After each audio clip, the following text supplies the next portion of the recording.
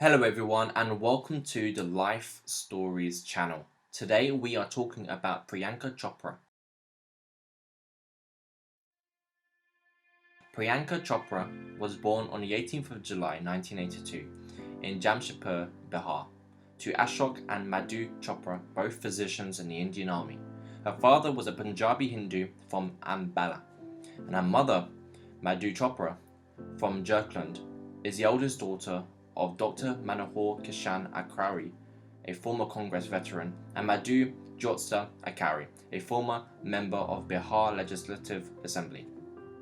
Due to her parents' professions as military physicians, the family was posted in a number of places in India, including Delhi, Chandigarh, Ambala, Ladakh, Lucknow, Bareilly, and Pune. Among the many places that she lived, Chopra has fond memories as a child of playing in the valleys of Leh, in the cold northwestern Indian desert region of Ladakh. She has said, "I think I was in class 4 when I was in Leh. My brother was just born, my dad was in the army and was posted there, and I just stayed in Leh for a year and my memories of that place are tremendous. We were all army kids there. We weren't living in houses, we were in bunkers in the valley, and there was a stupper right on the top of the hill, which we used to overlook our valley, and we used to race up to the top of the stupper." She now considers Bareilly her hometown and maintains strong connections there. At 13, Chopra moved to the United States to study, living with her aunt and attending schools in Newton, Massachusetts, and Cedar Rapids, Iowa, after a stop in Queens, New York, as her aunt's family also moved frequently. While in Massachusetts, she participated in several theatre productions and studied Western classical music and choral singing. During her teenage years in the United States, Chopra sometimes faced racial issues and was bullied for being Indian by an African American classmate. She has said, "I was a gawky kid, had low self-esteem, came from a modest middle class background, had white marks on my legs, but I was a damn hard worker. Today, my legs sell 12 brands." And after 3 years, Chopra returned to India, finishing the senior year of a high school education at the Army Public School in Bareilly. During this period, she won the local May Queen beauty pageant, after which she was pursued by admirers. Her family equipped their home with bars for her protection, and her mother entered her into the Femina Miss India contest of 2000. She finished second, winning the Femina Miss India world title.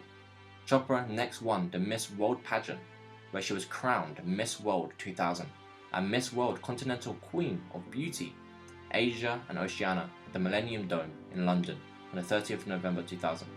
Chopra was the 5th Indian contestant to win Miss World, and the 4th to do so within 7 years.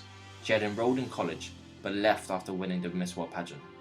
Chopra said that the Miss India and Miss World titles brought her recognition, and she began receiving offers for film roles. In 2003, Chopra made her Bollywood film debut as the second female lead opposite Sunny Deol and Preeti Zinta in Anil Sharma's The Hero, Love Story of a Spy. Set against the backdrop of the Indian Army in Kashmir, the film tells the story of an agent and his film against terrorism. The Hero was one of the highest grossing Bollywood films that year. In 2005, Chopra appeared in 6 films. Her first 2 releases, the action thrillers Blackmail and Karam, were commercially unsuccessful. She next starred opposite Arjun Rampal in the romantic mystery thriller Yakin, portraying the role of a possessive lover. Critical reaction towards the film was mixed, but her performance received praise. Her next release was Sunil Darshan's romance Barsat, co-starring Bobby Deol and Bipasha Basu. The film was a critical and commercial failure in India, but fared better in the overseas market. After starting 2006 with special appearances in 3 films, Chopra starred in Rakesh Roshan's superhero film, Krish. The film was the second highest grossing film of the year in India and grossed over 1.17 billion rupees, which equates to roughly $16 million worldwide, attaining a blockbuster status. The string of poorly received films ended when Chopra starred in Madhur Bandakar's Fashion, a drama about the Indian fashion industry which followed the lives and careers of several fashion models. She portrayed the ambitious supermodel Meghna Mathur, a role which she initially thought was out of her depth, but after 6 months consideration she accepted the role, inspired by Bandakar's confidence in her. For the role, Chopra had to gain 6 kilograms, and steadily shed the weight during the production as the character progressed in the film. Both the film and her performance received critical acclaim, proving to be a major turning point in her career. For her performance, she won several awards, including the National Film Award for Best Actress, the Filmfare Award for Best Actress, the IIFA Award for Best Actress, the Screen Award for Best Actress, and the Producers Guild Film Award for Best Actress in a Leading Role. In 2015, Chopra signed a talent holding deal with ABC Studios and was later cast in the American thriller series Quantico as the character Alex Parrish. The series premiered on the 27th of September 2015 on ABC, making Chopra the first South Asian to headline an American network drama series. The series received positive reviews from television critics, and Chopra was praised for her performance. Rob Lohman of the Los Angeles Daily News applauded her dynamic screen presence, and James Poniwozik of the New York Times named Chopra as the strongest human asset of the show, and added that she is immediately charismatic and commanding. She received the People's Choice Award for Favorite Actress in a new TV series for her role in Quantico, becoming the first South Asian actress to win a People's Choice Award. Chopra's only release of 2020 was a Netflix kids superhero film, We Can Be Heroes, directed by Robert Rodriguez. She starred as Miss Grenada, the director of a superhero organization called Heroics. The feature received generally positive reviews, with critics noting its sophisticated themes with heart and zealous originality. Richard Roper from the Chicago Sun-Times praised the actress for livening up the proceedings as a straight-laced Miss Grenada, and Ian Freer of the Empire magazine felt that she did the kids' film acting to the hilt. Chopra's first film of 2021 was Raymond Barani's The White Tiger, an adaptation of Aravind Adiga's satirical novel of the same name. She portrayed the role of Pinky Madam alongside Adarsh Gauv and Rajkumar Rao, and also executive produced this Netflix production. Critical reviews towards the film and her performance were positive.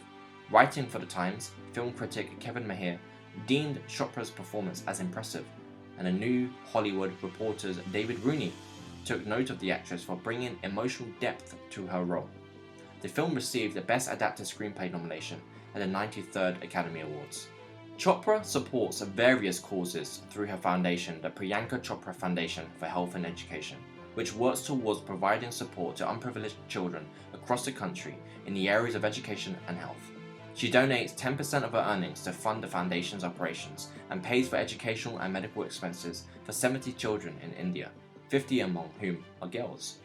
She has worked with UNICEF since 2006, recording public service announcements and participating in media panel discussions promoting children's rights and the education of girls, and also participated in celebrating the 20th anniversary of the Convention of the Rights of the Child.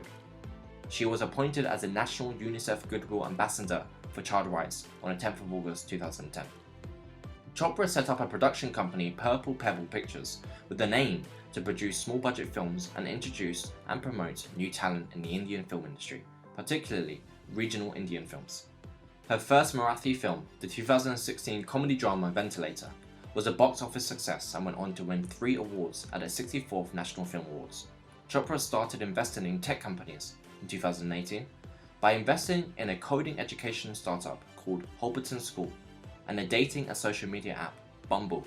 The Bumble app was launched in India with the help of Chopra in October 2018, and in 2021 it was reported that she had invested in the US-based rental marketplace Apartment List. Chopra began writing an opinion column for the Hindustan Times in 2009. She wrote a total of 50 columns for the newspaper. She said after her first year of writing, "I'm a private person and never thought that I could express my feelings, but strangely enough, whenever I sit down to write this column, my innermost thoughts came to the fore." Chopra has maintained a strong relationship with her family, including her younger brother, Siddharth, and lives in an apartment on the same floor as her family. She was especially close to her father, who died in June 2013, and in 2012 she got a tattoo reading "Daddy's Little Girl" in his handwriting. Having not come from a film background, she describes herself as a self-made woman.